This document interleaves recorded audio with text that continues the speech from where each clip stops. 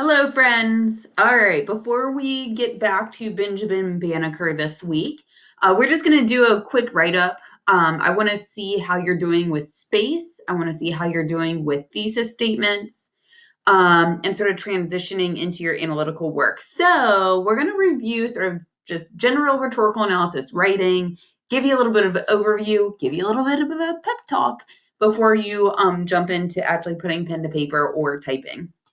All right, say it with me. Ready? 1, 2, 3. Answer the prompt.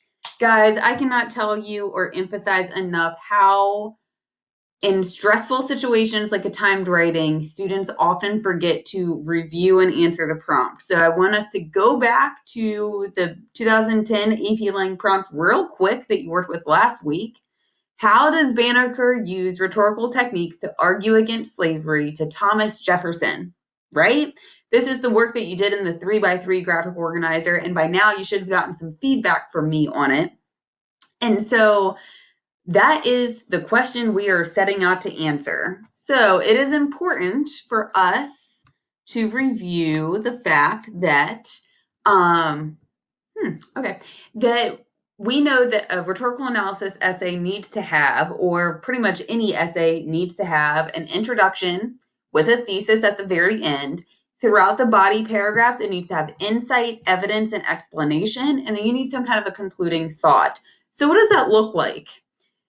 For your introduction, what is the space? And what space does Banneker's letter exist in? You have speaker, purpose, audience, context, and exigence, right? So, what is the space? If you can't identify all five, but you have four, do it. That's good. So, I want you to really focus on what is the space, give us the context of the rhetorical situation, and guide right on into your thesis statement which answers the prompt. So, what's the prompt? How does Banneker use rhetorical techniques to argue against slavery to Thomas Jefferson? So, feel free to start your thesis statement by saying something along the lines of, to effectively argue against slavery in his letter to Thomas Jefferson, Benjamin Banneker. See my point? So, your introductory paragraph is going to give us the context, and then it's going to give us your thesis. And your thesis needs to be arguable, but if you have used the resources I've given you, it will be. So within your body paragraphs, and I'm going to show you a few, really what we're focusing on is what techniques are worth writing about. You might find that in your body paragraphs, you talk about what he does in the beginning, what he does in the middle, and what he does at the end. And that's wonderful. If you feel like organizationally that's really a challenge for you, then what I would suggest you do is actually focus on, okay, in the beginning and in the middle, he repeats the word sir. I'm going to talk about that. And then I'm going to talk about historical and biblical allusions. Cool. That's good. If you're like, I'm going to talk about historical allusions and then I'm going to talk about biblical allusions, that's good too. I suggest that you go what he does in the beginning, what he does in the middle, and what he does at the end, because I think that's going to often lead you to a higher score on the exam. But whatever helps you feel the most confident. Okay. All right. So I have a few examples of body paragraphs for you. And I know it's a lot of text. So I'm going to move me down so you can't see me anymore. So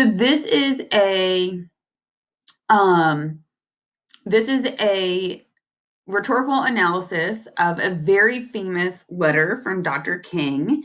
He wrote the letter from Birmingham jail when he was incarcerated and in solitary confinement to 8 clergymen from the Birmingham, Alabama area. And what Dr. King really wanted to point out is that he's a clergyman too. And so if you take a look at this body paragraph, I want you to notice the use of text evidence. And I also want you to notice the use of analysis, especially by the end. So I'm going to give you a minute or two to read this one.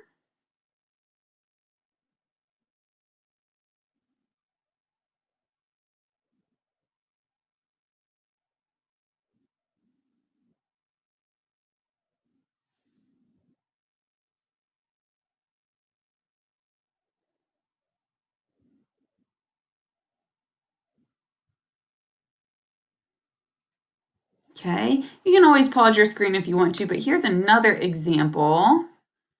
Try to clear the screen for you.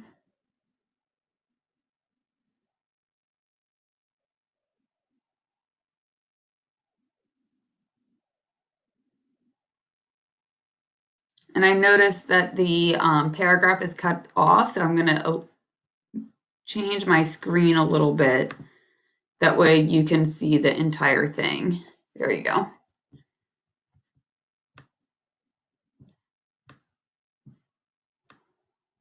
Huh, it's not letting me change this. My bad, guys. But I think you get the idea. So, what I want you to really take away from this is when we are writing body paragraphs, I'm coming back. I'm coming back, y'all. All right, when we are writing body paragraphs, we really want to focus on what is the technique that's being used to accomplish the purpose or to prove the argument or justify the argument, whatever the situation is. Where is it being used? That's your text evidence. Why is it being used? What's the writer trying to prove? How does it impact the audience? How does it work in the larger context of the piece? Whoops. So, with that being said, once you go into the actual writing process with rhetorical analysis, the 3x3 organizer should really help you because it's going to help you focus on what the prompt's asking you to do. It's going to help you explain the what, the how, and the why. And that is really going to help you with your body paragraphs.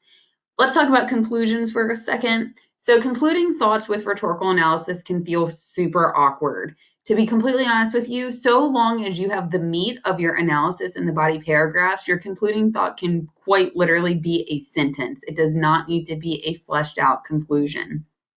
There's really no call to action here, but what you could do is in your concluding thought, you could talk about why does this matter? Why did Banneker feel the need to address Thomas Jefferson and use the techniques that he did?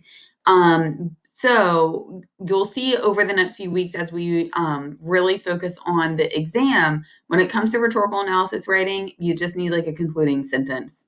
Don't stress about anything else. Put your time and your energy into those body paragraphs explaining the what, the how, and the why. All right? Let me know if you need any other questions answered.